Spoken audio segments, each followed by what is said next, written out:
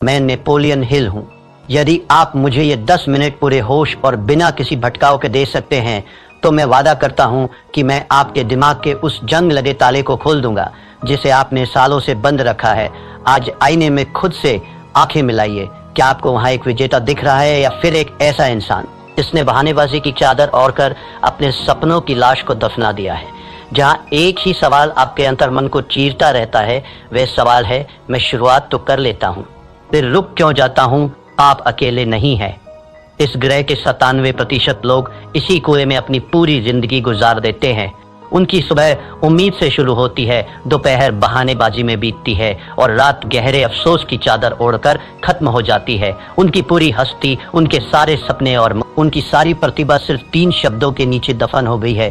कल से शुरू करूंगा, लेकिन आज मैं यहाँ आपसे उन 3% विरल लोगों के बारे में बात करने आया हूँ जो इस भीड़ का हिस्सा नहीं है।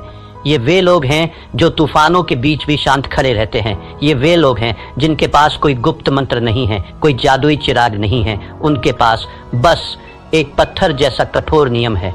आज एनएच माइंडसेट के इस विशेष सत्र में मैं आपको उसी नियम की गहराई में ले जाऊंगा। हम नेपोलियन हिल के सिद्धांतों की राख से उस चिंगारी को निकालेंगे जो आपकी नियति बदल देगी।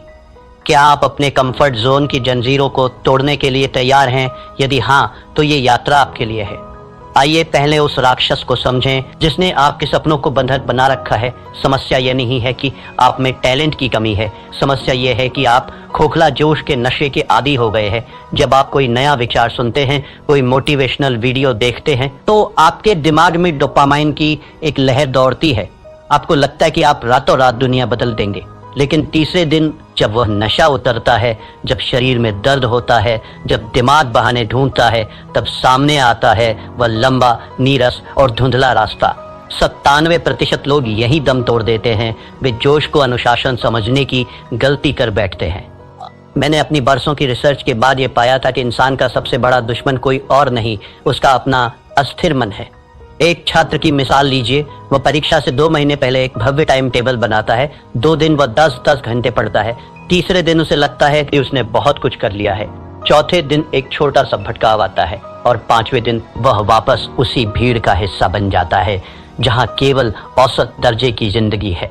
यह निरंतरता की कमी सिर्फ एक बुरी आदत नहीं है, यह आपकी आत्मा का धीरे धीरे होने वाला कत्ल है।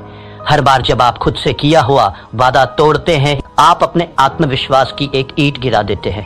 एक समय ऐसा आता है जब आप खुद पर विश्वास करना ही बंद कर देते हैं। अब जरा अपनी नजर घुमाइए और उन 3% लोगों को देखिए। क्या वे हमसे अलग मिट्टी के बने हैं? क्या एलन मस्क या बिल गेट्स के पास 24 घंटे से ज्यादा का समय है? बिल्कुल नहीं।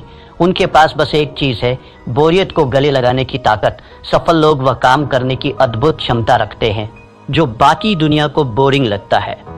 थिंक एंड ग्रो रिच में परसिस्टेंस को सफलता का सबसे महत्वपूर्ण स्तंभ बताया गया है। हिल कहते थे कि इच्छा वह बीज है, लेकिन परसिस्टेंस वो पानी है जिसके बिना वह बीज कभी विशाल वृक्ष नहीं बन सकता। ये 3% लोग जानते हैं कि प्रेरणा एक धोखा है। वे प्रेरणा का इंतजार नहीं करते, वे अपनी प्रणाली सिस्टम पर भरोसा करते हैं। जब उनका मन कहता है कि आज रहने देते हैं, तो उनकी अंतरात्मा गरज कर जवाब देती है, यही तो वो क्षण है जहां मैं भीड़ को पीछे छोड़ूंगा। नेपोलियन हिल ने हमें जो विरासत दी है उसे मैंने 7 महासूत्रों में संकलित किया है। इन्हें ध्यान से सुनिए क्योंकि ये आपके जीवन के मंदिर की नींव बनेंगे। पहला सूत्र, निश्चित मुख्य उद्देश्य।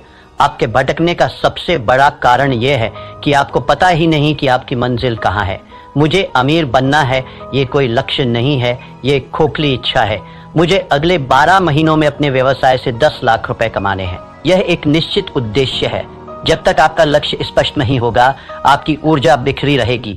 अपनी डायरी उठाइए और अभी लिखिए आप वास्तव में क्या चाहते हैं। दूसरा सूत्र, सुव्यवस्थित योजना। सिर्फ ख्याली पुलाव पकाने से महल नहीं बनते। आपको उन पत्थरों को उठाने का एक सटीक नक्शा चाहिए। अपने बड़े लक्ष्य को इतने छोटे छोटे टुकड़ों में बांट दीजिए कि उसे पूरा ना करना असंभव हो जाए।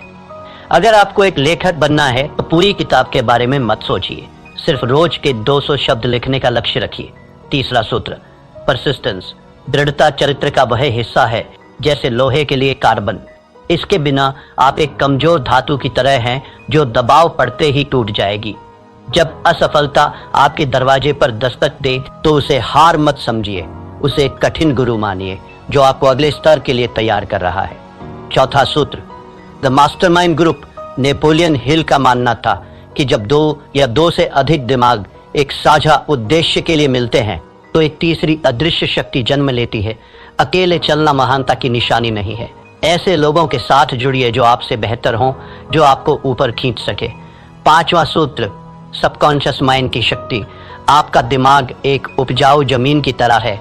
यदि आप इसमें सफलता और निरंतरता के बीज नहीं बोएंगे तो जंगली घास अपने आप उगाएगी। रोज सोने से पहले अपने लक्ष्य को दोहराइए, उसे महसूस कीजिए जैसे वह सच हो चुका हो। छठा सूत्र, क्विक डिसीजन मेकिंग। सफल लोग निर्णय जल्दी लेते हैं और उन्हें बदलते बहुत धीरे हैं, जबकि असफल लोग निर्णय लेने में हफ्तों लगा देते हैं और उन्हें बदलने में चंद सेकंड। टाल मटोल आपके समय का चोर है, इसे अभी मार दीजिए। सातवां सूत्र, एक्शन ओवर थिंकिंग। अत्यधिक ओवर थिंकिंग लकवे की तरह है, ये आपकी गति रोक देता है। इसका एक ही इलाज है, कार्य जैसे ही आप पहला कदम उठाते हैं आपका आधा डर अपने आप मर जाता है। एक पौराणिक कथा है। एक छोटे से गांव में एक साधारण कारीगर रहता था। उसने एक दिन संकल्प लिया कि वह गांव की सबसे ऊंची दुर्गम पहाड़ी पर एक ऐसा मंदिर बनाएगा जिसे देखकर देवताओं की आंखें भी फटी रह जाए। गांव के लोग ठहाके मारकर हंसे। उन्होंने कहा, तेरे पास ना धन है, ना हाथ, ना औजार, तू पागल हो गया है। उस कारीगर ने कोई जवाब नहीं दिया। उसने बस अपना एक छोटा सा नियम बनाया। वह रोज सुबह सूरज निकलने से पहले नदी के किनारे जाता, एक मध्यम आकार का पत्थर अपनी पीठ पर लादता और पहाड़ी की चोटी तक चढ़कर उसे वहां रखाता। बस एक पत्थर। एक महीना बीता, पहाड़ी पर सिर्फ 30 पत्थर थे। लोग बोले, यह मूर्खता है। एक साल बीता, पहाड़ी पर पत्थरों का एक ढेर लग गया था, पर मंदिर का कोई आकार नहीं था। लोग बोले, तू अपना जीवन बर्बाद कर रहा है। 5 वर्ष बीत गए। एक सुबह जब गांव वालों की नींद खुली तो उन्होंने देखा कि पहाड़ी की चोटी पर सूरज की पहली किरण एक भव्य सोने के कलश पर चमक रही थी। वहां एक विशाल नक्काशीदार मंदिर खड़ा था जिसकी सुंदरता का कोई सानी नहीं था। पूरा गांव दौड़कर पहाड़ी पर गया। उन्होंने चकित होकर पूछा, यह चमत्कार कैसे हुआ? तूने ये जादू कैसे किया? उस कारीगर ने अपने फटे हुए खून से सने हाथों को दिखाया और शांत स्वर में बोला, ये कोई जादू नहीं है, ये गणित है, रोज एक पत्थर बस। यही वह महान सत्य है जो आपको अपने जीवन में उतारना होगा। महान कार्य किसी एक दिन के विस्फोट से नहीं होते, वे हजारों छोटे, अदृश्य और निरंतर किए गए प्रहारों का परिणाम होते हैं। क्या आप अपना एक पत्थर रोज उठाने के लिए तैयार हैं मेरे मित्र? एक बात हमेशा याद रखना, समय आपके विरुद्ध साजिश रच रहा है।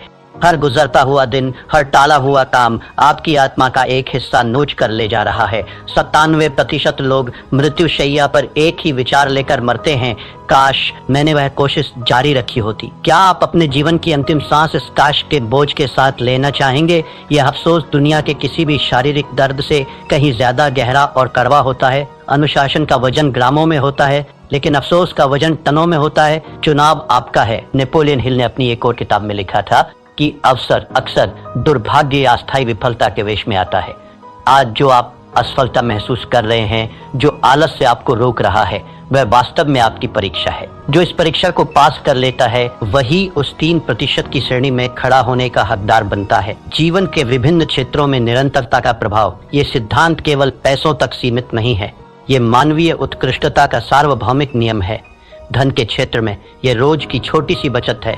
अगर आप रोज 1% बेहतर होते हैं तो चक्रवृद्धि ब्याज, कंपाउंड इंटरेस्ट के जादू से आप साल के अंत तक 37 गुना बेहतर हो चुके होंगे। यह गणित का चमत्कार नहीं, निरंतरता का चमत्कार है। स्वास्थ्य के क्षेत्र में यह रोज की 10 मिनट की सैर है। एक दिन में कुछ नहीं बदलता, लेकिन 10 साल बाद यही 10 मिनट आपको बुढ़ापे में भी जवान बनाए रखते हैं। संबंधों के क्षेत्र में यह रोज की वो एक मीठी बात है, वह छोटी सी परवाह है। प्यार कोई एक दिन का उत्सव नहीं है, यह रोज की जाने वाली साधना है। आत्म विकास के क्षेत्र में ये रोज की 10 पंक्तियां पढ़ना है। एक साल में आप 365 पन्ने पढ़ चुके होंगे, यानी एक पूरी किताब का ज्ञान आपके भीतर समा चुका होगा। ये संघर्ष बाहरी दुनिया से नहीं है, यह आपके भीतर चल रहा एक गृह युद्ध है। आपका मन एक सॉफ्टवेयर की तरह है जिसे सुरक्षा और आराम के लिए प्रोग्राम किया गया है। वह आपको हमेशा रोकेगा। वो कहेगा, आज सो जाते हैं, कल बहुत काम था, अभी मौसम खराब है। लेकिन आपकी आत्मा, वो दिव्य अंश जो आपके भीतर है, वह जानती है कि आप किस मिट्टी के बने हैं, वह जानती है कि आप अनंत संभावनाओं के मालिक हैं। आपको अपने मन का गुलाम बनने के बजाय अपनी आत्मा का सेनापति बनना होगा। नेपोलियन हिल कहते थे कि मनुष्य का मस्तिष्क जिसे सोच सकता है और जिस पर विश्वास कर सकता है उसे वह प्राप्त भी कर सकता है, लेकिन विश्वास केवल सोचने से नहीं आता। विश्वास कर्म से आता है। जब आप रोज अपना वादा पूरा करते हैं तो आपका दिमाग आप पर भरोसा करना शुरू कर देता है। अब वक्त है कोरी बातों को क्रिया एक्शन में बदलने का। मैं आपको एक चुनौती दे रहा हूं, 90 दिवसीय परिवर्तन योजना। पहला चरण, 1 से 30 दिन आदत का निर्माण। इस दौरान अपनी चुनी हुई आदत को सिर्फ 5 मिनट दें। चाहे बाहर तूफान आ जाए, चाहे भूकंप आ जाए, वो 5 मिनट आपकी जिंदगी के सबसे पवित्र मिनट होने चाहिए। यहाँ आपका लक्ष्य परिणाम नहीं बल्कि उपस्थिति दर्ज कराना है। 31 से 60 दिन, पहचान का बदलाव। अब आप केवल वह काम कर नहीं रहे हैं, अब आप वह काम बन रहे हैं। खुद से कहिए, मैं वह इंसान हूं जो रोज व्यायाम करता है, मैं वो इंसान हूं जो रोज पढ़ता है।